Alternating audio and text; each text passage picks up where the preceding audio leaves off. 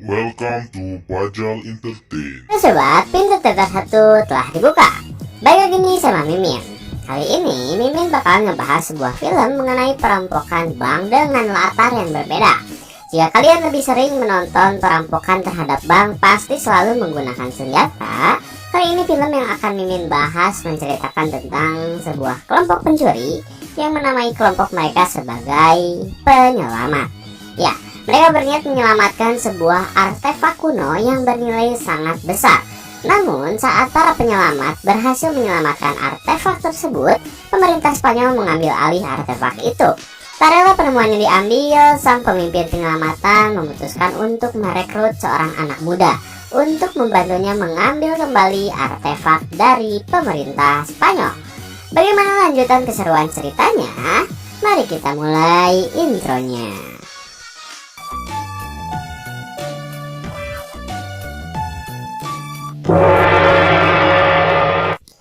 Scene dimulai dengan menampilkan beberapa penyelam yang berusaha untuk mengambil sebuah kotak yang tenggelam di dasar lautan. Mereka berhasil menangkap kotak tersebut dan langsung membawanya ke daratan. Para kru yang bertugas pun langsung membersihkan artefak kuno itu. Terlihat kilauan emas yang membuat siapapun pasti tergoda.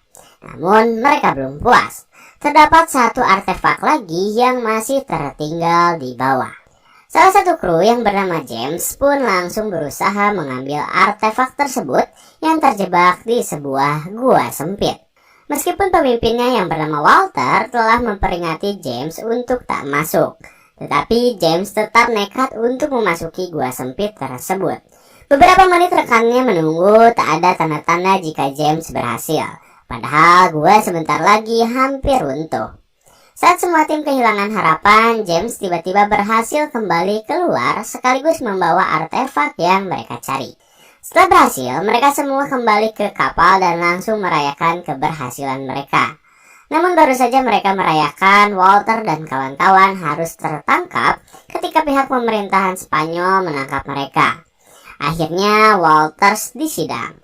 Hakim memutuskan untuk menyerahkan seluruh penemuan Walters kepada pemerintah Spanyol. Karena menurutnya apa yang Walters lakukan bukanlah penyelamatan, melainkan pembajakan. Akhirnya Walters dengan terpaksa menyerahkan artefak yang ia temukan kepada pihak pemerintah Spanyol. Sementara pemerintah Spanyol langsung menyerahkan artefak tersebut ke satu-satunya tempat teraman di negara, yaitu Bank Spanyol. Kemudian scene berpindah pada seorang mahasiswa Cambridge yang saat itu terburu-buru.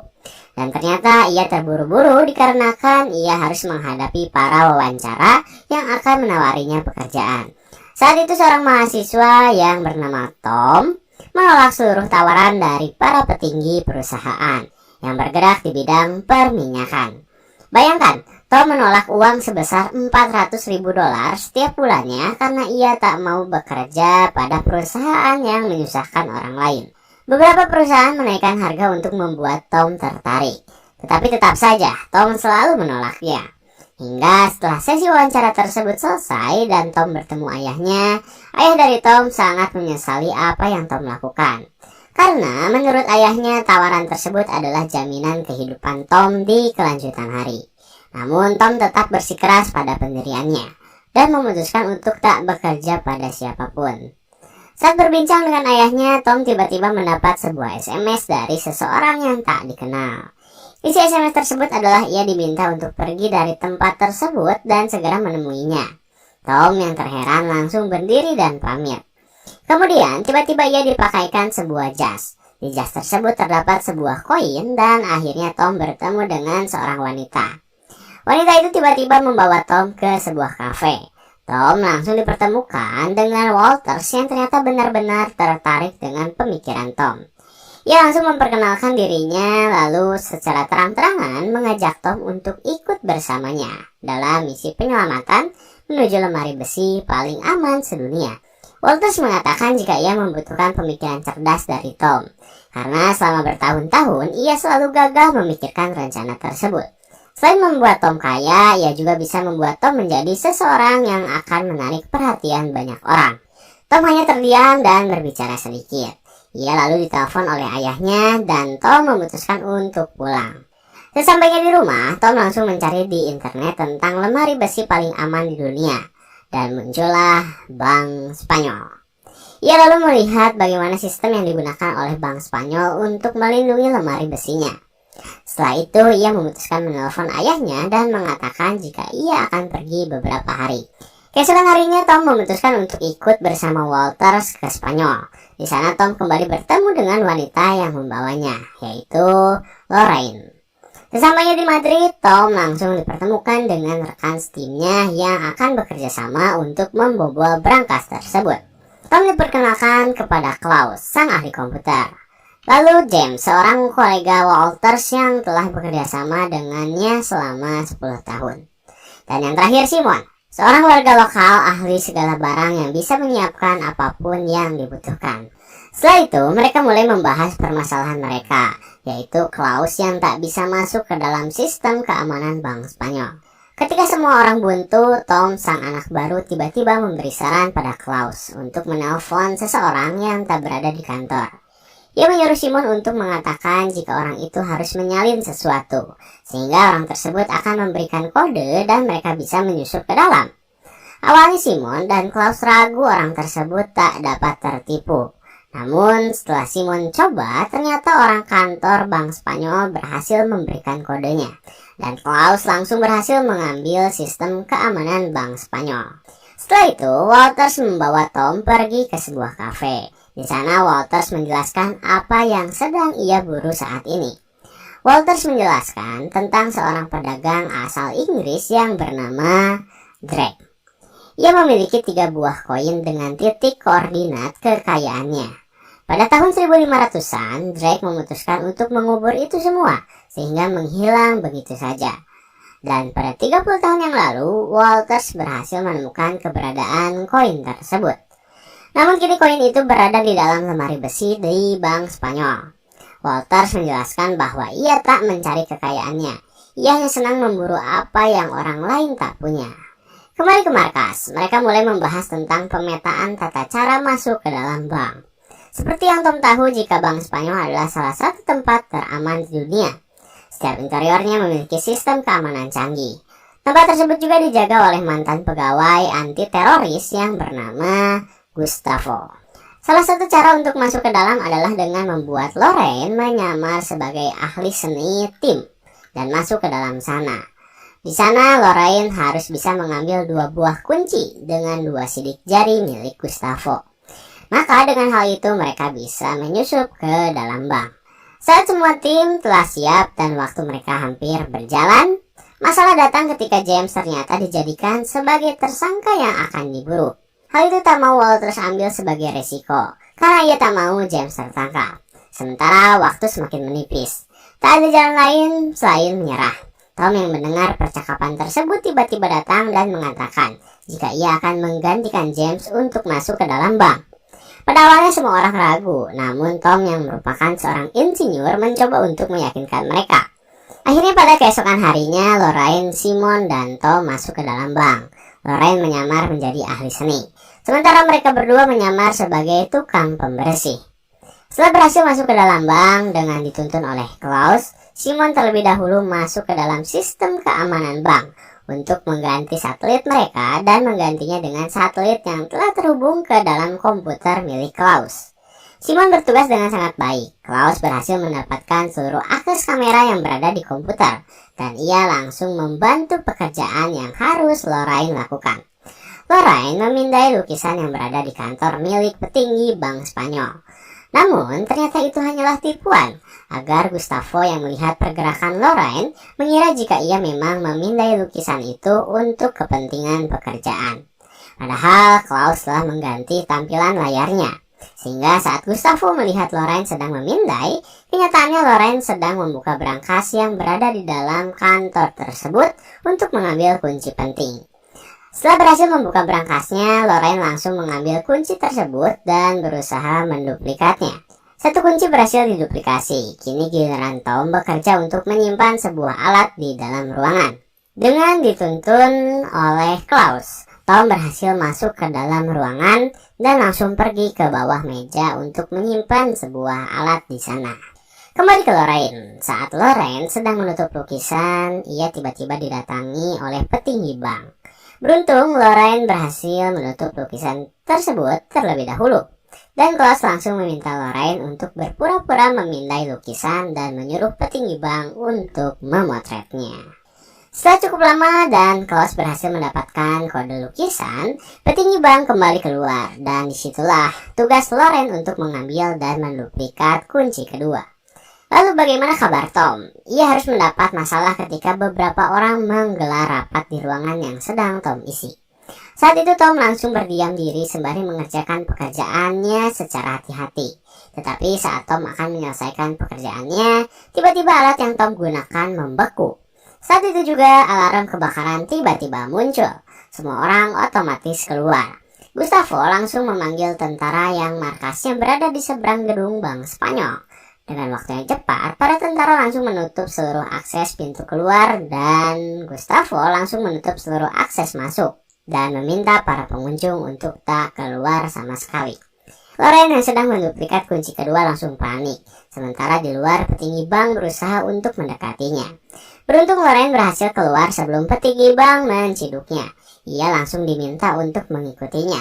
Namun ternyata Lorraine belum menyimpan kunci asli milik Bank Spanyol.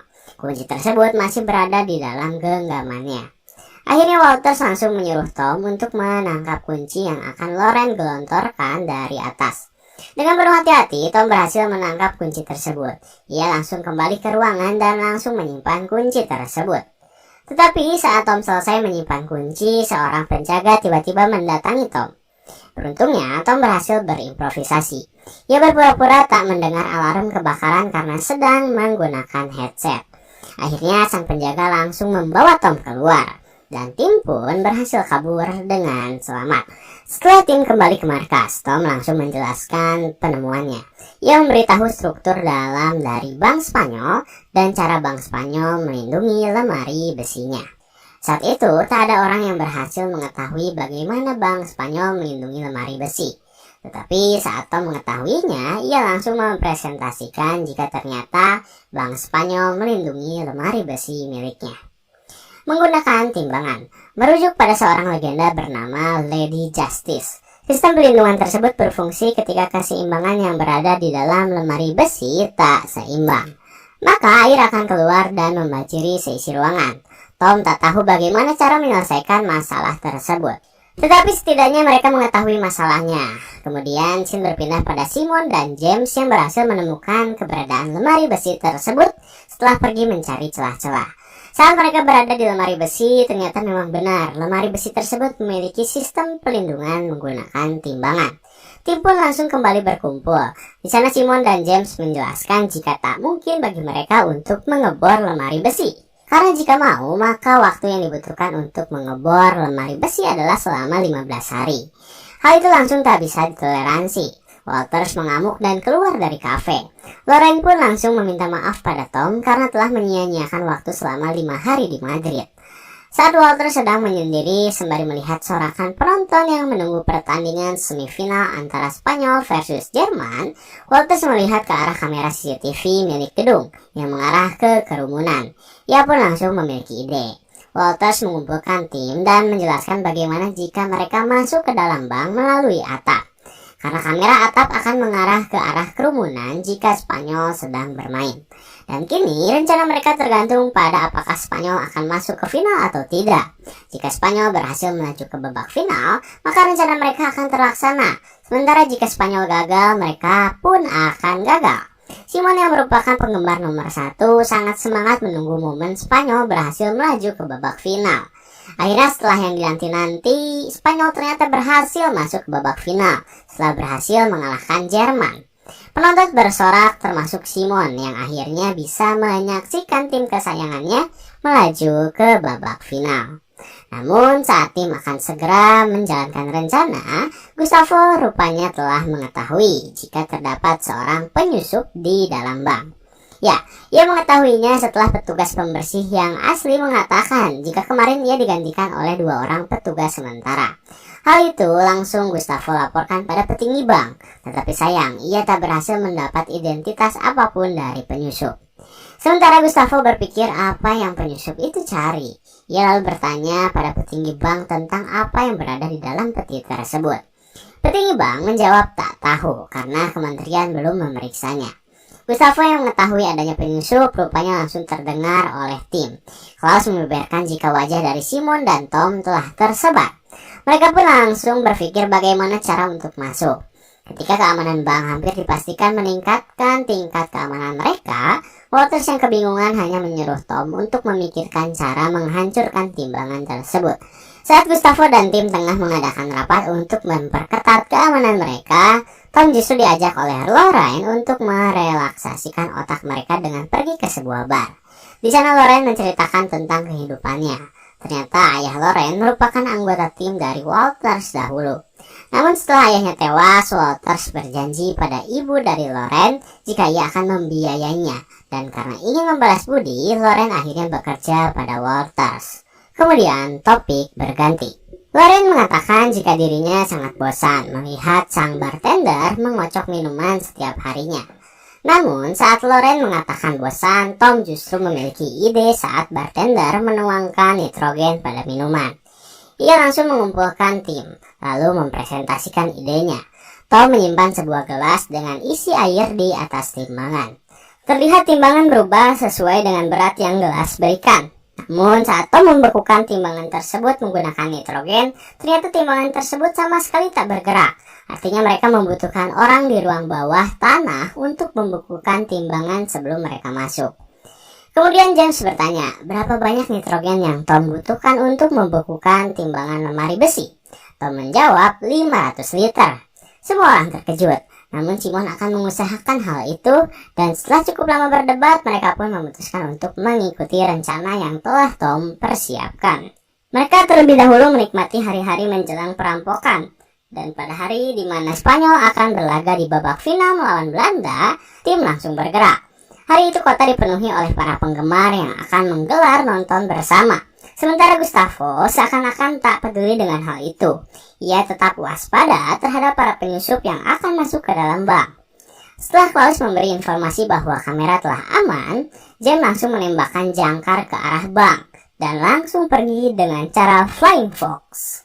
Diikuti oleh Tom serta Lorraine, setelah mereka masuk ke dalam bank, Klaus bersama Walters langsung mengarahkan mereka berdua ke tempat yang tak ada penjaganya sama sekali. Tim berhasil masuk ke dalam lift bank setelah mereka mengelabui penjaga dan berlari di sistem keamanan. Saking Gustavo tak ingin kecolongan, anak buahnya dilarang untuk membicarakan bola yang sedang bergulir. Jika ada yang membicarakan, maka ia akan segera dipecat. Saat Gustavo dan rekan-rekannya benar-benar sangat berfokus untuk menjaga bank, James, Lorraine, dan Tom justru telah berhasil memasuki daerah di mana lemari besi berada. Kini tinggal selangkah lagi bagi mereka untuk berhasil mengambil isi dari lemari besi tersebut.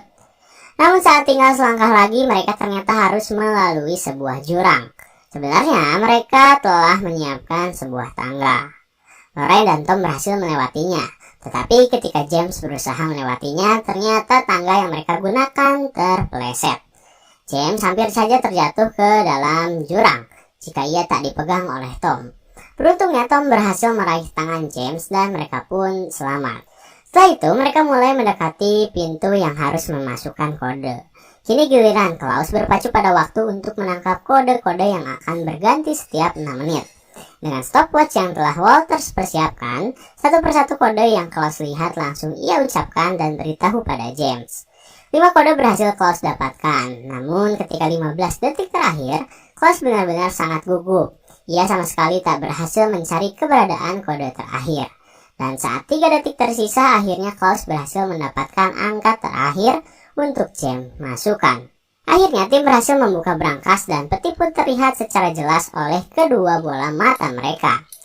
Saat tim telah berhasil membuka pintu brankas, mereka langsung memberitahu Simon untuk segera membekukan timbangan. Akhirnya sebanyak 500 liter nitrogen Simon semprotkan pada besi timbangan dengan harapan besi tersebut akan membeku. dan menghentikan atom yang bergerak di dalam timbangan. Setelah 500 liter habis, Simon langsung menyuruh tim segera bergerak. Tom meminta untuk bergerak lebih dahulu, karena jika ia gagal, maka timnya bisa kabur terlebih dahulu. Namun, ketakutan Tom tak terjadi. Mereka berhasil masuk dan langsung mengambil isi dari peti tersebut. Tetapi yang paling terpenting adalah 3 koin milik Drake yang sangat berbahaya. Saat tim berlama-lama di dalam, Simon melihat jika besi meleleh dengan cepat. Sementara Gustavo dan rekan-rekannya mulai melihat pergerakan timbangan yang perlahan berputar. Mereka langsung menyuruh setiap penjaga serta penjara untuk pergi ke dalam lemari besi. Waktu berputar, sisa kesempatan mereka semakin menipis. Tetapi ketika tim akan kabur dari lemari besi, James ternyata tiba-tiba memperlihatkan sifat aslinya selama 10 tahun. James tiba-tiba menodongkan senjata pada Lorraine agar ia mau memberikan koin padanya. Karena waktu yang semakin menipis, Tom mendesak untuk menyuruh Lorraine memberikan koinnya.